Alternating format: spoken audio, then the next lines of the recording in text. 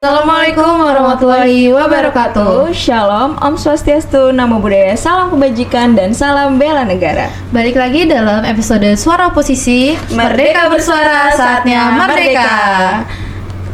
Nah, sebelumnya perkenalkan nama aku Diana Febrina Oli Purba dengan rekanku. Nama aku Elsa Nurhayati Lontas Naga. Kami selaku staf Departemen Agitasi dan Propaganda Bidang Sosial Politik BMFH UPN Veteran Jakarta.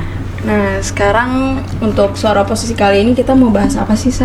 Nah, dalam menyambut 16 hari anti kekerasan terhadap perempuan, kita mungkin akan membahas mengenai dengan judul 2 tahun Undang-Undang Tindak Pidana Kekerasan Seksual, apa yang sudah dicapai dan juga tantangannya ke depan. Nah, tapi kita nggak sendiri doang kan? Iya. Kita kedatangan narasumber yang berkompeten, yaitu Mbak Eva Nurcahyati dari Koordinator Lingkar Studi Feminis atau LSP.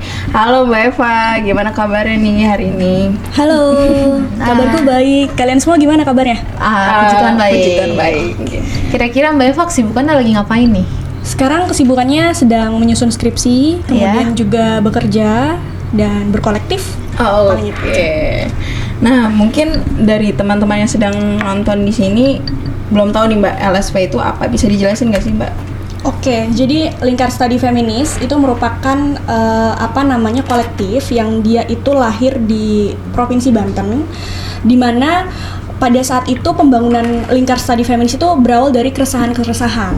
Jadi kita makanya slogan kita adalah keresahan merupakan kekuatan. Jadi pada saat itu keresahan-keresahan di mana ada banyaknya kasus kekerasan seksual, kemudian adanya diskriminasi terhadap perempuan, dianggapnya perempuan tidak boleh memimpin dan lain sebagainya gitu.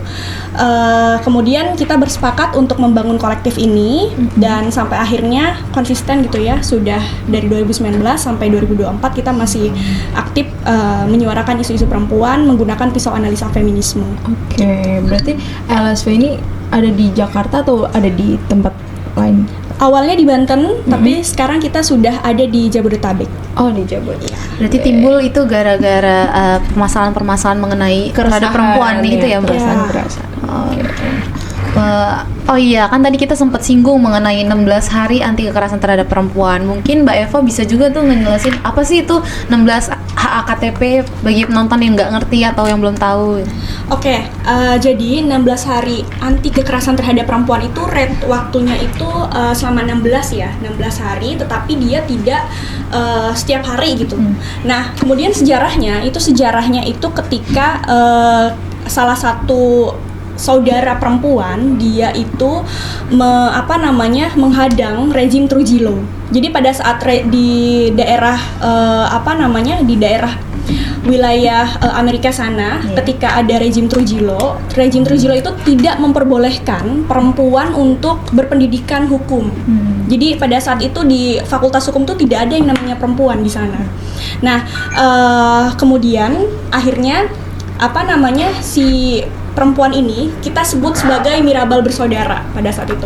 Mirabal bersaudara akhirnya mengkonsolidasikan keluarganya sesama perempuan, kakak adik ini bertiga. Mereka melakukan perlawanan untuk mengusung adanya akses pendidikan pada saat itu di rezim Trujillo, karena pada saat itu rezim Trujillo menganggap bahwa perempuan ini ketika dia bisa berpendidikan berbahaya nih, berbahaya bagi rezimnya dia gitu kan. Akhirnya mereka membangun gerakan bawah tanah untuk menghentikan rezim Trujillo, dan sampai akhirnya keberhasilan itu muncul ya dengan dia mengkoordinir, kemudian dia mengkoordinasikan seluruh keresahan-keresahannya tersebut. Namun ketika rezim Trujillo tumbang, dia sendiri akhirnya dibunuh oleh beberapa oposisi yang tidak menyukai perempuan menjadi pemimpin, perempuan bergerak begitu. Nah, itu sedikit cerita gitu ya terkait sejarah 16 hari anti kekerasan terhadap perempuan.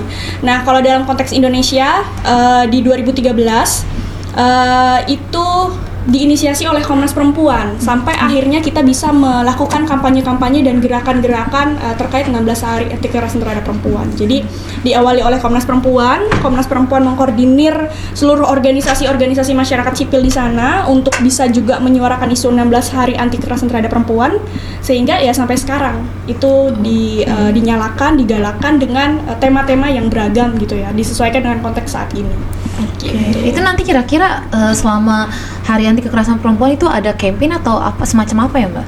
Ada banyak ya, ada campaign, kemudian campaignnya juga beragam, mulai dari diskusi publik, mulai dari aksi-aksi, mulai dari pagelaran seni dan lain sebagainya. Jadi memang 16 HKTP itu bisa dibilang tuh lebarannya teman-teman perempuan. Oke. Nah kan karena kita akan menyambut 16 HKTP gini Mbak. Nah, dari LSV ini sedang menggarap apa sih Mbak?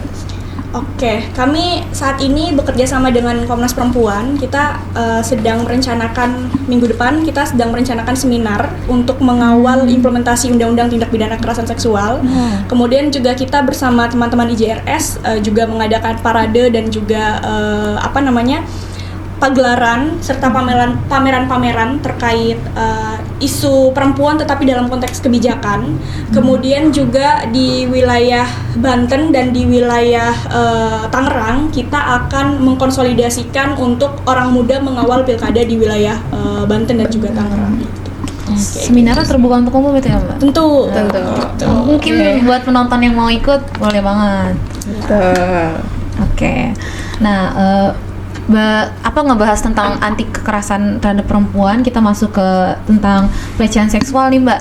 Aku pengen tahu nih, masih banyak banyak tuh stigma yang beranggapan kalau perempuan itu dilecehkan karena pakaiannya salah sendiri. Kenapa harus pakaiannya yang mengundang pikiran negatif? Nah, menurut Mbak itu gimana itu mengenai stigma kayak gitu? Iya, sangat disayangkan ketika banyak orang yang berpikiran seperti itu di tahun yang sudah sangat benar. Iya. Tapi memang masih banyak gitu ya yang seperti itu, victim blaming, menyalahkan bagaimana pakaian korban, bagaimana dia pulang malam, dia bergaul dan lain sebagainya, dan menganggap wajar ketika akhirnya korban tersebut dilecehkan. Nah, sebenarnya yang belum diketahui gitu ya dan perlu banget untuk sering dikampanyekan dari konteks kekerasan seksual ini adalah terkait tonic immobility. Apa itu, Mbak? Tonic immobility di sini itu adalah di mana korban itu tidak bisa melakukan sesuatu ketika dia dilecehkan. Iya benar. Itu. Kemudian yang kedua adalah sebenarnya ya kalau kita bicara soal biologis ya, secara anatomi tubuh, kita kan punya otak. Iya. Di otak itu ada yang namanya hipotalamus. Di mana hipotalamus itu yang bekerja untuk bekerja untuk bagaimana menekan perilaku seseorang gitu loh. Jadi hari ini yang disalahkan bukan lagi perempuan sebagai subjek ya. Kenapa akhirnya perempuan juga dilecehkan ya, karena dianggapnya perempuan tuh objek yang bisa dilecehkan. Nah, itu juga cara pikir seseorang gitu ya. Nah, itu juga makanya sebenarnya yang bekerja itu otak dan pikiran manusia itu sendiri melihat perempuan tersebut gitu. Kalau misalnya dia melihat perempuan tersebut objek ya Iya juga sih. Masalahnya kan pakaian-pakaiannya juga kadang nggak cuman yang terbuka yang kena, bahkan yang tertutup bahkan kena kan ya. Nah itu kan mungkin salah satunya catcalling ya Mbak, itu masuk ke pelecehan seksual. Nah cara kita menghadapi kan kadang kita takut ya. Buat ngelawan gitu kayak gitu. Sering lagi itu kan terjadi. Sering banget. Gimana gitu ngerasain dengan. Nah, yang perlu dipahami juga dalam konteks kekerasan seksual atau pelecehan seksual ketika kita menjadi korban itu karena terkadang catcalling ini tuh juga jadi pro dan kontra gitu kan, kayak apa-apa langsung lapor gitu. Wah, sekarang semua gampang dipidanakan nih karena ada undang-undang TPKS atau apa dan lain sebagainya. Itu dikembalikan lagi kepada seseorang perempuan tersebut. Nah, kita mungkin ketika merasa bahwa kita di catcalling ya, selama kita tidak merasa takut, kita tidak merasa trigger, itu kita bisa untuk menyampaikan atau frontal saja, frontal bahwa apa yang lo lakukan tuh salah. Itu kan banyak ya sekarang edukasi yang seperti itu gitu. Pun kalau misalnya ternyata teman-teman takut, teman-teman bisa langsung hindar dan lari gitu, dan mungkin mengedukasi gitu. Karena memang ya saat ini kalau di Indonesia sendiri situasinya sangat kompleks dan layernya banyak, karena secara edukasi masih banyak orang-orang yang nggak paham tentang isu ini gitu. Gitu. Karena kita juga ada permasalahan di mana penjara ini penuh gitu loh. Betul. Orang jadi tutup mata gitu. Jadi salah satu alternatifnya adalah secara personal kita juga bisa menguatkan gitu loh, menguatkan diri harus kita, berani. memberanikan diri kita mau tidak mau gitu. Dan kalaupun kita tidak berani, itu tadi ada salah satu cara-caranya gitu untuk menghindari itu. Kayak gitu sih. Nah kan Kementerian Pemberdayaan Perempuan dan Perlindungan Anak mencatat sebanyak 25.050 perempuan menjadi korban kekerasan di Indonesia sepanjang tahun 2022. Nah jumlahnya ini tuh meningkat 15,2% dari tahun sebelumnya. Nah sebagai contoh mungkin dari teman-teman yang sedang nonton ataupun di luar sana masih banyak sih Mbak yang menjalani toxic relationship gitu. Yang salah satunya pasangan melakukan kekerasan secara verbal maupun secara kata-kata, atau perempuan-perempuan ini bukan hanya dapat dari kekerasan dari pasangan, tetapi mungkin dari keluarga ataupun dari orang tuanya gitu. Nah cara kita untuk melawan sebagai korban itu gimana sih Mbak? Kan kalau misalkan kita mau lapor ke polisi, tapi kan polisi sekarang cuman kayak gitu, sepele lah untuk mereka. Iya. Soal toxic relationship ya, ini juga kompleks karena kita juga sebagai pendamping atau sebagai orang atau kawan lah ya, sahabat seseorang tersebut, ketika ternyata teman kita menjalani toxic relationship, itu pasti akan sulit ya memberitahukannya terkadang, karena ada banyak fase di mana akhirnya berantem, kemudian fase bulan madu, ada banyak tuh fasenya kan. Kemudian baikan lagi, ketika berantem dia curhat cerita gitu ya, bahwa gue diperlakukan dikekang atau dipukul dan lain sebagainya gitu. Kemudian akhirnya si laki-lakinya melakukan perayuan lagi dan lain sebagainya gitu kan. Nah kita sebagai orang yang tahu bahwa ada kasus toxic relationship, dan misalnya kita sendiri menjadi korban toxic relationship, yang pertama itu adalah kita harus tahu bahwa itu sudah tidak wajar. Itu dulu harus ada kesadaran dulu nggak sih dari personal. Karena setuju nggak? Setuju. Kadang kalau misalkan kita lihat orang-orang tuh masih denial gitu kan, kayak itu mungkin pasangan gue gitu. Jadi mereka mikirnya masih sayang, tapi mereka tersiksa juga gitu. Iya. Nah, kemudian juga ada bisa jadi mungkin ternyata secara ekonomi atau secara kepentingan dia juga bergantung nih kepada si pasangan tersebut gitu kan. Nah, kita sebagai pendamping tuh ya nggak bisa ngejudge bahwa lu kok lemah sih, kenapa nggak berani ngomong, lu harus tinggalin dan sebagainya. Itu justru malah bikin dia down. Betul. Iya benar. Kita justru terus tetap menanyakan, kita menyadarkan bahwa apa yang sudah dilakukan itu sudah tidak sesuai begitu, sudah tidak wajar. Dan ketika lu terjadi sesuatu pada lu, ya lu kabarin gua dan lain sebagainya gitu. Paling tidak gitu ya, ketika akhirnya teman kita itu memilih untuk bertahan. Jadi bukan berarti kita akhirnya meninggalkan dia, kan kita nggak tahu juga gitu kan kedepannya seperti apa, karena kita tahu bahwa ya sulit untuk berubah kayaknya ya. Iya pasti sulit sih. Iya. Kalau udah sekali gitu pasti susah lah. Tapi kadang teman-teman yang di luar sana kurang sadar gitu Mbak. Kenapa cara menyadarkannya kayak benar ini tuh salah. Itu gimana sih Mbak?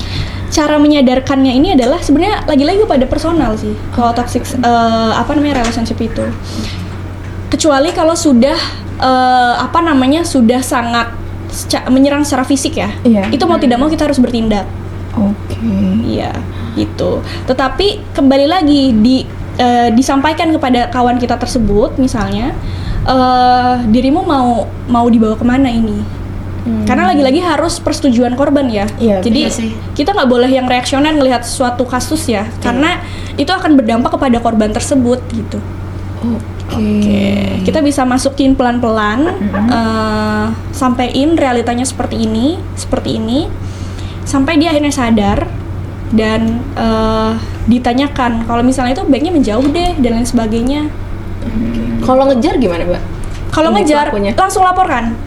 Karena itu kan udah juga salah satu tindak kejahatan ya kalau Iya, menurut benar. gitu. Jadi ya dilaporkan gitu. Kalau ada ngejar atau misalnya ngasih ancaman dan lain sebagainya itu sangat wajib banget Laporkan. Dilaporkan. gitu. Oke. Berarti cara melawan sebagai korbannya itu emang harus sadar diri sendiri dulu ya. Iya, kita karena gini, banyak kasus gini. Kita sebagai orang yang paham tentang isu kekerasan seksual kemudian ngejudge korban bahwa kok lu gak sadar sih kalau itu tuh kekerasan. Iya. Ya, karena kita nggak tahu perasaannya perempuan Iya, tersebut. Iya, benar. Gitu kan. Kita nggak bisa yang namanya ngejudge langsung bahwa mohon maaf misalnya tanda kasar kayak lu kok tolong sih mau aja gitu, kita nggak bisa yang kayak gitu karena kita nggak tahu bagaimana situasinya dia, bagaimana perasaannya dia, kayak gitu sih. Mungkin ada hal yang dipikirin dari lain ya, makanya dia mau bertahan gitu. Ya, Kasihan banget. Tapi ya gimana ya? Iya. Mungkin rasa sayangnya lebih gede kali ya. Dibanding kekerasannya. Jadi ketutup. tutup ya. Aduh. Karena ada fase-fase tadi kan. Iya betul. betul. Aduh, balik lagi ke ini nih isu kekerasan seksual nih Mbak. Menurut Mbak ada nggak sih kira-kira suatu produk hukum gitu yang mengatur terkait permasalahan kekerasan seksual yang mana masalah ini kan terus terjadi gitu tanpa memandang usia, jenis kelamin dan juga status sosialnya. Oke, sudah ada gitu kan. Di lingkup perguruan tinggi kita mengenal yang namanya Permendikbudristek misalnya, Iya. kemudian Permenak. Nah, secara lingkup hukum besarnya kita mengenal yang namanya Undang-Undang Tindak Pidana Kekerasan Seksual, di mana dia secara komprehensif mengatur pencegahan, penanganan, kemudian juga restitusi dan juga rehabilitasi. Ini kenapa dia disebut sebagai undang-undang yang lex specialis, karena dia juga mengatur dan melihat bagaimana selain korban gitu, bagaimana penanganan atau treatment kepada pelaku. Gitu. Kayak gitu. Nah, jadi kan tadi kita juga sempat bahas UU TPKS ya Mbak. Nah, gimana sih Mbak implementasi produk hukum itu UU TPKS tersebut dalam masyarakat Indonesia terhadap kekerasan seksual yang marak terjadi? Apakah dengan adanya UU TPKS ini sudah mulai terrealisasikan ataupun sudah menunjukkan perubahan-perubahan yang karena adanya UU TPKS tersebut? Iya, tentu ada perubahan, tapi kita juga mendapatkan hambatan dan tantangan dalam mengimplementasikan Undang-Undang Tindak Pidana Kekerasan Seksual. Kenapa? Karena sejak disahkannya Undang-Undang Tindak Pidana Kekerasan Seksual, seharusnya itu sudah ada 12 peraturan turunan. Oke. Gitu, peraturan turunan untuk mengimplementasikan Undang-Undang Tindak Pidana Kekerasan Seksual. Walaupun teman-teman dan juga pendamping hukum ketika menangani kasus itu sudah bisa menggunakan Undang-Undang Tindak Pidana Kekerasan Seksual, tidak harus menunggu PP ini turun gitu dan jadi. Karena sudah ada surat edaran juga dari Kapolri ketika keluar undang-undang ini, seluruh APH, salah satunya adalah kepolisian, itu dapat menggunakan undang-undang tindak pidana kekerasan seksual untuk mengusut kasus gitu ya. Tetapi tantangannya adalah banyak kepolisian yang nggak paham nih secara substansi terkait undang-undang tindak pidana kekerasan seksual. Padahal kepolisian ini kan adalah pintu pertama ketika kita melaporkan kasus kekerasan seksual. Betul. Jadi bukan lembaga bantuan hukum, karena lembaga bantuan hukum juga perginya nanti ke kepolisian. Iya, benar. Ini kan? Iya. Nah, secara substansinya di kepolisian itu sendiri juga nggak clear bagaimana melihat kasus kekerasan seksual ini. Makanya di dalam UU TPKS itu juga ada, di dalam pencegahan itu ada yang namanya pendidikan bagi APH. Salah satunya adalah polisi. Tetapi karena tidak ada PP-nya tadi, jadi masih banyak polda-polda yang belum mengimplementasikan. Oke. Salah satunya misalnya yang diadvokasi oleh Lingkar Studi Feminis itu di Polda Banten, Iya. itu juga belum mengimplementasikan sama sekali. Oke. Nah, kalau aku juga mau nanya nih Mbak, kalau untuk aparat-aparat yang melakukan kekerasan terhadap pasangannya itu gimana Mbak? Mungkin kan kalau aku lihat dari sosial media ya Mbak, banyak juga atasan-atasan mereka yang malah menutup-nutupi. Gitu. Itu gimana tuh Mbak? Iya, ya begitulah ya. Ya ada banyak kasus aparat-aparat ya, mulai dari polisi, hakim gitu ya, yang melakukan kasus kekerasan, KDRT dan lain sebagainya. Sebenarnya kan mereka juga ada kode etik ya. Iya. Sebenarnya ada kode etik, kemudian juga dia juga mendapatkan berhak juga bukan berhak ya, wajib bahkan mendapatkan ya itu menggunakan pasal-pasal yang ada di undang-undang yang sudah ada dibuat gitu ya, sudah dibuat gitu.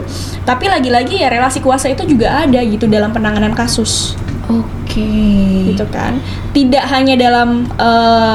hanya berlaku pada kasus kekerasan seksual yang ada relasi kuasa, tapi pendampingan juga sama, ada relasi kuasa. Kenapa? Karena pendamping dengan pelakunya misalnya, ya pelakunya punya power. Iya, benar sih. Iya, sebenarnya kita tindak, tapi lagi-lagi itu tadi, karena ada relasi kuasa, kadang korban sudah merasa bahwa ada rasa takut dan lain sebagainya. Ya akhirnya tidak berjalan lagi kasusnya, atau berjalan dengan damai, tertutup dan lain sebagainya. Jadi itu yang terjadi gitu sih.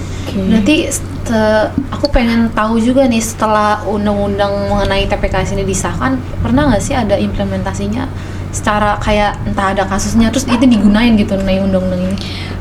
Di daerah Bogor, Iya. Jawa Barat itu juga sudah menggunakan undang-undang tindak pidana kekerasan seksual, di mana kasus itu pada saat itu didampingi oleh teman-teman LBH Apik Jakarta, karena LSF juga bermitra dan aku juga merupakan paralegal di sana. Itu sudah menggunakan undang-undang tindak pidana kekerasan seksual, tetapi memang tidak sampai ke ranah pengadilan ya akhirnya. Oh iya. Iya. Kenapa? Karena memang posisinya di situ korban sudah sangat lelah. Lagi-lagi karena tidak ada PP, akhirnya kita tahu bahwa pemerintahan kita sangat birokratis ya. Iya. Kasihan juga yang nggak ada penjelasan. Iya, itu kita nunggu kasusnya itu lama sekali. Iya. Kasian ya. Iya betul. Gimana ya? Jadi kayak ya sudah dianggapnya sudah selesai, akhirnya mencabut tuntutan gitu, tetapi kita juga tidak meninggalkan korban. Akhirnya korban kita dampingi secara psikologis gitu. Kayak gitu sih. Jadi sebagai informasi sekarang tuh sudah ada 2 PP. 2 PP di sini juga bukan yang bagian dari penanganan, tetapi lebih ke pencegahan. Yang pertama itu pendidikan untuk APH dan juga PP koordinasi antar DP3A P2KB di wilayah-wilayah. Karena kan di daerah tuh ada DP3A P2KB, DP3A, DP3A 2K, beda-beda ya di wilayah-wilayah untuk menangani kasus kekerasan seksual. Nah, baru ada 2 PP itu. Sisanya terkait penanganannya dan juga terkait akomodasi anggarannya, ini masih jadi PR di mungkin kepengurusan Kabinet Merah Putih.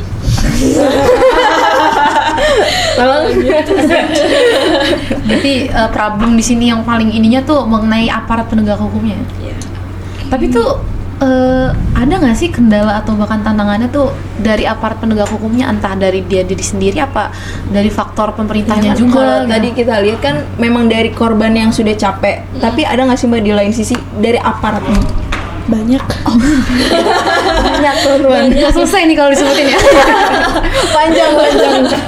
Banyak tadi ya. Yang pertama adalah ketidakpahaman aparat penegak hukum. Yang paling utama adalah polisi deh. Kenapa aku selalu menyebut polisi? Karena polisi ini pintu utama ya. Betul. Polisi sendiri tuh nggak. Jadi LSF tuh berkali-kali kita mengadakan pelatihan untuk polisi, kemudian juga seminar-seminar. Ketika pelatihan pertama itu ya benar-benar dia lost, dia nggak paham tentang konteks relasi kuasa, tentang konteks concern. Jadi masih banyak yang justru malah victim blaming. Kemudian penyelesaiannya justru dengan kayak contoh, iya ini harus dikasih ceramah biar tidak begini. Jadi justru malah sekolot itu gitu pemikiran APH kita gitu kan. Nah itu juga banyak terjadi. Kemudian kalau misalnya dalam konteks sudah masuk ke dalam BAP gitu kan, ketika ada pemanggilan korban dan lain sebagainya, ada banyak kata-kata yang justru akhirnya melecehkan kembali korban gitu kan, kayak misalnya emang diapain, atau misalnya oh iya kamu menikmati kali dan lain sebagainya. Jadi kayak Itu parah sih. Itu jelek banget sih kayak gitu. Dan bahkan pendamping LSF ketika kita mendampingi kasus justru malah akhirnya dilecehkan kembali oleh salah satu polisi gitu. Itu juga ada terjadi. Jahat banget ya berarti. Iya. Pernah itu terjadi? Ya. Oh, Mbak, kalau misalkan kekerasan seksual atau pelecehan seksual yang ada di dalam penjara itu mereka bisa lapor nggak sih, Mbak? Harusnya bisa ya, karena dia adalah orang yang terdekat gitu. Tapi Tapi kan itu di dalam ya? di dalam ya. Iya. Nah, kalau aku sendiri secara personal nggak fokus di isu yang di soal pemasyarakatan ya, kasus-kasus yang ada di LPLP gitu ya. Tetapi pasti menurutku ada ya. Gitu sih. Tapi kalau untuk kayak penanganan dan lain sebagainya, aku sendiri tidak pernah mendampingi kasusnya gitu. Oke, nah undang-undang TPKS ini bisa nggak sih Mbak disinkronkan dengan undang-undang lain kayak KUHP, UU Perlindungan Anak atau UU Peradilan Anak, Mbak? Oke, di dalam jenis-jenis kasus yang diatur di dalam tindak pidana kekerasan seksual yang ada di UU TPKS itu juga inline dengan undang-undang lain, KUHP, kemudian juga Undang-Undang Perlindungan Anak dan lain sebagainya. Makanya kalau teman-teman lihat kenapa pemerkosaan tidak masuk di dalam Undang-Undang TPKS, karena dianggapnya sudah ada di KUHP. Gitu. Kemudian kayak misalnya kasus-kasus salah satu tindak pidana kekerasan seksual yang ada di dalam UU TPKS juga pemaksaan perkawinan.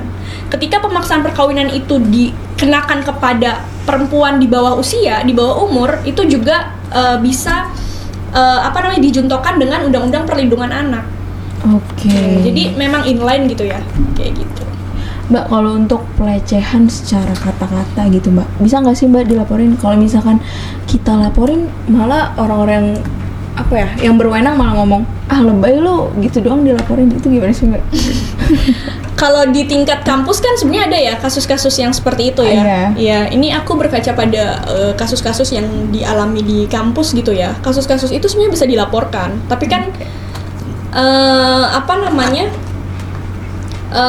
tingkatannya itu ada 3 layer, ada layer tingkatan. Kasusnya itu kecil, sedang, dan berat. Iya. Nah, itu juga diatur tuh di dalam di dalam Permendikbudristek tuh. Kalau misalnya Satgasnya benar-benar mengimplementasikan Permendikbudristek gitu.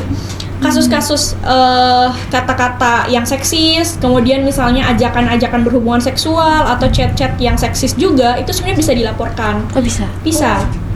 Bisa, tapi mungkin tidak menggunakan, kalau di lingkup kampus bisa menggunakan Permendikbudristek, tapi cara-caranya mungkin bisa dikenakan SP. Jadi karena ada tingkatan tadi ya, bisa dikenakan SP, tapi kemudian akhirnya dia diikuti pendidikan tentang kekerasan seksual, isu kekerasan seksual sebagai bagian dari rehabilitasi, karena di Undang-Undang TPKS itu juga kita ngatur tentang rehabilitasi bagi pelaku. Karena sebenarnya banyak kasus di mana ini tanpa segala sesuatu yang dilakukan oleh pelaku itu salah gitu ya, tapi ada banyak kasus juga di mana pelakunya ini pernah jadi korban misalnya. Makanya kenapa akhirnya di dalam Undang-Undang TPKS itu mengatur juga soal konteks rehabilitasi bagi pelaku selain restitusi bagi korban. Berarti dalam UU TPKS itu konteksnya nggak cuma korban tapi ada juga tentang pelaku ya? Iya. Terus juga aku mau nanya, ada nggak sih konflik atau juga tumpang tindih regulasi yang memengaruhi implementasi UU TPKS nih Mbak? Selama AP hanya paham secara substansi cara kerja Undang-Undang TPKS dengan undang-undang lainnya gitu, sebenarnya clear, nggak ada tumpang tindih sebenarnya. Yang tumpang tindih di sini adalah anggarannya. Yang jadi permasalahan saat ini kenapa PP belum dikeluarkan adalah karena tidak banyak yang mau kementerian mengeluarkan anggaran untuk Undang-Undang TPKS. Itu salah satu kenapa kita teman-teman di Aliansi Perempuan Bergerak ketika mengadvokasikan ini adalah siapa kementerian mana nih yang mau mengucurkan dana untuk implementasi UU TPKS. Karena kan ketika bicara undang-undang kita bicara juga pendanaan. Itu yang sangat alot ketika kita melakukan advokasi dan lain sebagainya. Aparatnya juga ya, selain aparatnya juga. itu kalau selain pendidikan itu perlu apa ya buat aparatnya? Iya, kayak nggak tuh mereka. Iya, dablok banget. Capek juga ya kalau ngasih pendidikan mulu tapi dianya kagak ngerti-ngerti. Iya. Bahaya juga buat kita. Padahal sebenarnya di dalam kode etik aparat kepolisian itu ada loh, tapi memang tidak secara substansif. Makanya kan juga kalau sedikit info gitu, teman-teman di reformasi kepolisian kan ada juga teman-teman yang mengadvokasikan terkait kepolisian ya, bagaimana cara perekrutan polisi, bagaimana cara polisi bekerja, itu tuh juga digaungkan soal bagaimana kode etik terkait ketika polisi melakukan kekerasan seksual atau pelecehan. Gitu. Itu kayaknya nggak dianggap ada kayak kode etik ya, Mbak? Iya. Yang bahaya juga ya. Padahal mereka ini aparat loh. Gimana dong? Padahal kita berlindung Bubarin sama aja, mereka, Bang. tapi Iya. malah Mereka mereka nggak bisa ngelindungin. Bahkan mereka yang menjadi pelakunya. Iya, itu sering banget itu. Banyak. Bahkan kita kalau udah mereka pelaku mau ngelapor juga ke siapa ya? Iya. Pasti ditutup-tutupin gak sih? Iya. Nah, sejauh mana sih Mbak pemerintah pusat atau daerah terlibat dalam mengimplementasikan UU TPKS ini, termasuk penyediaan layanan pengaduan atau rehabilitasi korban, Mbak? Iya, sebenarnya kalau di daerah-daerah yang juga jadi tempat kerjanya LSF gitu ya, di wilayah Tangerang, Kabupaten, Tangerang Selatan, kemudian juga Serang, Pandeglang, itu sudah mengimplementasikan. Karena kan sebenarnya sebelum ada UU TPKS juga kerjanya si DP3AP2KB ini kan juga sebagai posko aduan untuk kasus-kasus KDRT dan juga kekerasan seksual. Tetapi yang belum diimplementasikan dengan baik adalah bagaimana titik koordinasi antara provinsi, pusat, kemudian di kabupaten kota dalam penanganan. Karena gini, kadang tuh ketika misalnya di tingkat kabupaten, korban masuk di tingkat kabupaten, kemudian tingkat kabupaten tidak punya SDM dalam penyelesaian kasus dan lain sebagainya. Akhirnya dia masuk ke tingkat provinsi. Di tingkat provinsi akhirnya korban ditanya lagi kasusnya. Diulang-ulang ya? Mengulang. Nah, itu kenapa akhirnya kita menunggu PP penanganan kasus untuk adanya koordinasi dan satu pintu ketika korban melapor itu tidak ditanya kembali gitu loh. Tapi sudah clear satu pintu gitu. Kayak gitu sih. Oke. Kalau untuk teman-teman yang mungkin ada di luar negeri sedang bekerja, terus dari mereka mengalami kekerasan seksual, itu gimana sih Mbak cara mereka melaporkannya? Itu ada di subkon ya namanya, di beberapa pemerintahan, bahkan di tingkat pusat itu ada yang namanya subkon untuk teman-teman yang ini, tapi ini yang jarang banget diketahui ya. Iya. Teman-teman yang ada di luar negeri gitu, atau misalnya untuk teman-teman buruh migran. Tapi lagi-lagi ya dapat hambatan juga karena misalnya aksesnya dia ke sana nggak tahu bagaimana, kemudian atau misalnya apalagi yang dialami oleh teman-teman buruh migran yang misalnya ilegal gitu ya. Nah, itu juga banyak juga kasusnya yang seperti itu. Nah, itu juga masih menunggu, sebenarnya di dalam UU TPKS itu diatur soal diatur, itu. Maksudnya sistemnya seperti apa, SOP-nya seperti apa itu diatur, tetapi ya itu PP-nya belum ada. Banyak juga yang diatur dalam UU TPKS. Makanya peraturan turunannya itu juga banyak. 12. Tapi kurang tuh implementasinya. 12 baru ada 2. Jadi masih ada PR di pemerintahan kabinet Merah Putih ini 10 PP untuk implementasi UU TPKS. Kalau misalnya dari implementasinya kurang tuh gimana ya Mbak ke depannya nanti? Iya. Makanya kan kalau di dalam sebuah aturan itu ada monitoring evaluasi ya. Apakah misalnya pelaksanaannya tidak bagus, tidak sesuai dan lain sebagainya gitu kan. Jadi ya ada proses itu kan sebenarnya. Nah, kita sebagai orang yang ada di luar eksekutif dan legislatif misalnya, kita bisa jadi ya oposisi untuk mengetahui bahwa ini loh ternyata di lapangan seperti ini faktanya kita lakukan advokasi. Gitu. Kayak gitu sih. Evaluasinya bakal diinin tuh Mbak. Evaluasinya bakal didengar sama mereka. Ini kayaknya kamu ini banget ya, curigaan banget. Emang bener faktanya gitu sih Mbak. Kayaknya nggak aku doang. Kayak semua orang ya. Iya, makanya juga gimana gitu menghadapi kekerasan begini kan, ini hal walaupun orang-orang anggap sepele tapi kan bagi korban itu kerasa banget. Kita yang kalau di catcalling aja bisa kepikiran, overthinking, apalagi mereka yang mengalami takut. secara langsung. Terus kalau misalnya ini terjadi ke laki-laki itu gimana ya Mbak? Nah, ini menarik nih. Tapi kita masih punya waktu nggak ya kawan?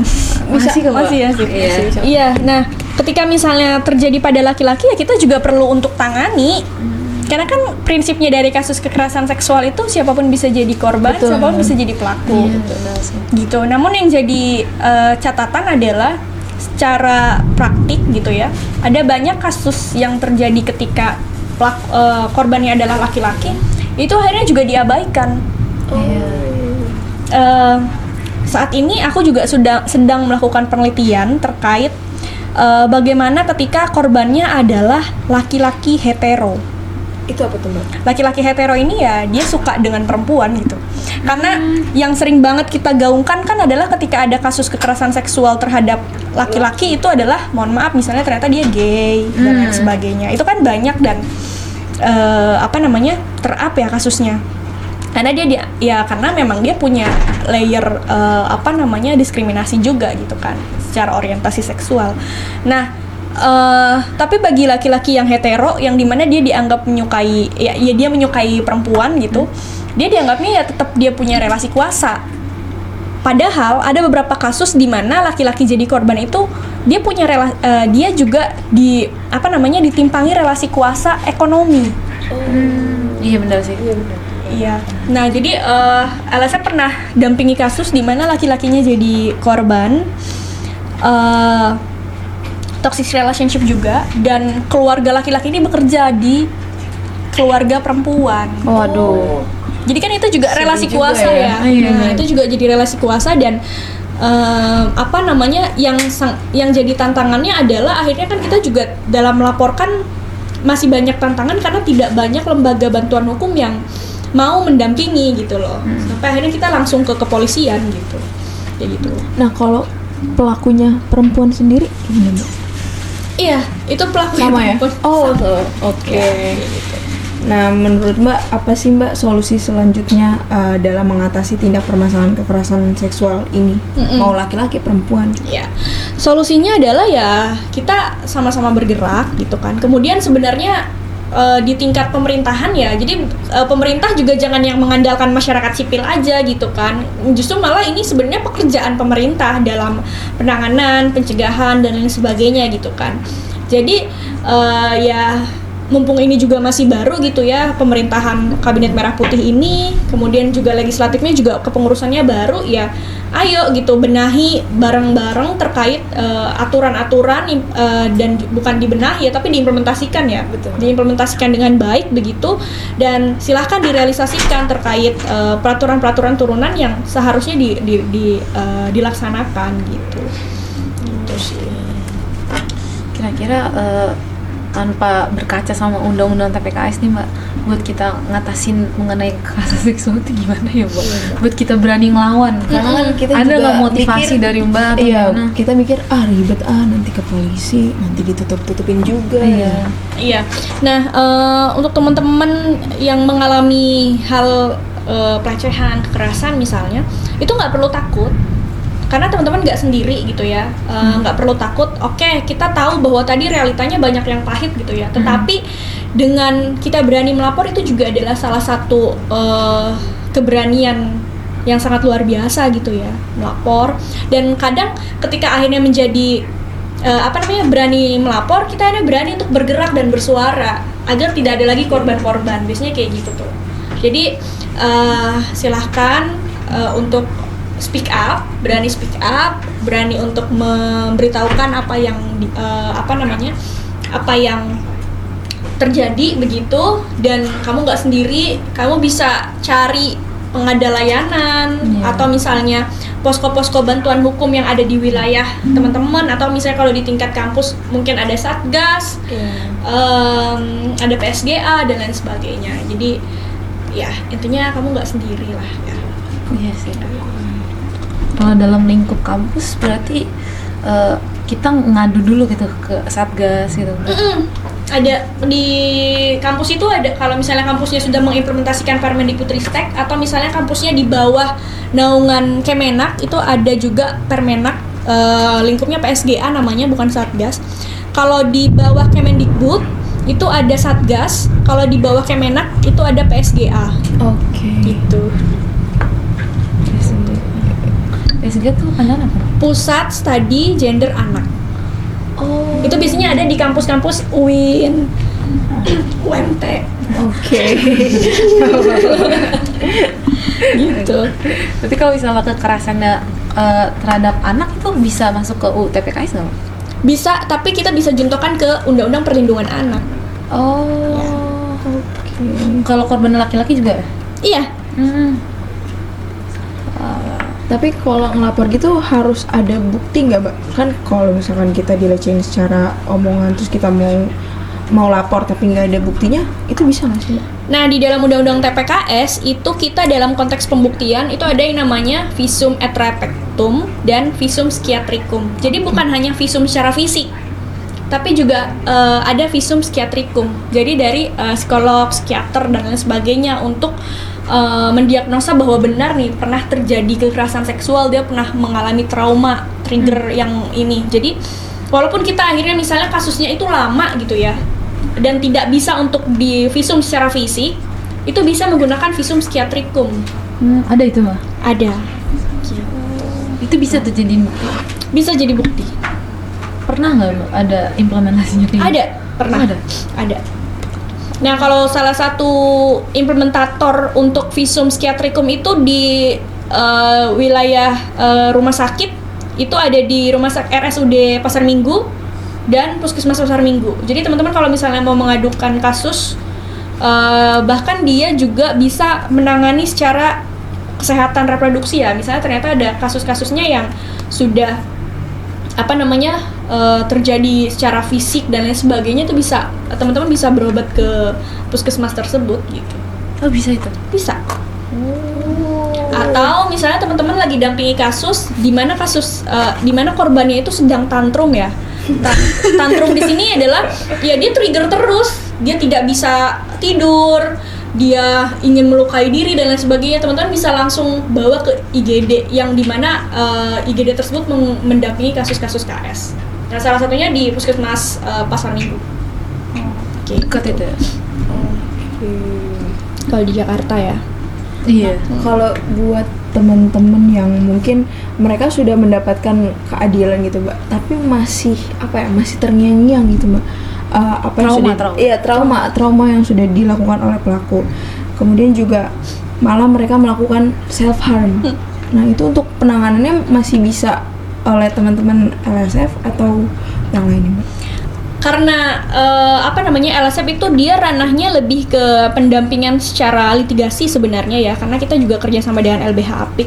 Tapi pendampingan psikologis itu kita biasa merujuk ke beberapa lembaga negara atau lembaga pemerintah di daerah seperti DP3AP 2KB, dan juga kalau di wilayah NGO kita biasanya kerjasama dengan Yayasan Puli gitu. Jadi kalau misalnya ternyata aku juga percaya gitu ya, kasus kekerasan seksual itu tidak sepenuhnya akan sembuh gitu. Pasti korban akan mengalami trigger-trigger, pasti korban akan mengingat itu gitu ketika misalnya dia dihadapi dengan situasi yang seperti itu, atau ketika misalnya ada pendiskusian soal isu KS pun dia bisa ke-trigger biasanya gitu ya. Nah, itu biasanya kita hanya merujuk saja gitu. Jadi kita tidak mendampingi secara psikologis ya, karena memang tidak punya kapasitas di situ. Sehingga kita biasanya menyarankan kepada teman-teman untuk melakukan pendampingan psikologisnya itu kalau tidak di lembaga pemerintahan, di DP3A, juga bisa di Yayasan Puli. Tapi itu didampingi nggak, Mbak, selama itu? Iya, tetap didampingi. Didampingi di sini tuh bukan berarti misalnya, karena kan kita juga punya kapasitas waktu dan lain sebagainya. Didampingi di sini tuh bukan berarti akhirnya kita selalu nganterin gitu ya. Tapi kita akhirnya koordinasi dengan pihak DP3A misalnya, ketika ini ada mitra, kita nyebutnya mitra. Ada mitra LSF yang masuk ke DP3A, P2KB, ini udah sejauh mana misalnya dan lain sebagainya. Jadi kita bisa tahu juga kondisinya seperti apa, penanganannya seperti apa gitu.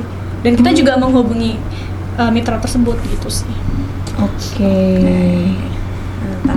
Mungkin nggak kerasa nih kita udah kurang lebih sejaman lah membahas mengenai 2 tahun Undang-Undang TPKS, apa yang sudah dicapai dan juga tantangan ke depan, mengenai tentang kekerasan seksual, bagaimana cara kita menghadapin, dan juga bagaimana pemerintah yang bekerja dalam implementasi UU TPKS ini. Betul. Yang mana ini bisa menjadi penambah wawasan dan juga pengetahuan bagi KBM Eva dan juga masyarakat luas dan tentang penonton-penonton. Iya, dalam menyambut 16 hari anti kekerasan terhadap perempuan. Oke. Mungkin dari Mbak Eva ada closing statement buat ini. Oke, buat teman-teman selamat hari 16 hari anti kekerasan terhadap perempuan begitu. Mari saatnya kita galakan suara untuk menyuarakan isu-isu perempuan, karena isu-isu perempuan itu bukan hanya disuarakan oleh perempuan, tetapi siapapun dimanapun yang juga tertarik gitu ya akan penindasan, ketidakadilan dan lain sebagainya. Ya, itu aja. Oke, terima kasih Mbak Eva atas closing statementnya dan sudah mengunjungi kampus kami juga. Kiranya episode kali ini dapat menjadi pengetahuan baru untuk aku, Elsa, dan teman-teman yang sudah menonton. Nah, sampai jumpa di episode selanjutnya. Suara Posisi, Merdeka bersuara, saatnya merdeka. Selamat 16 hari anti kekerasan terhadap perempuan semuanya.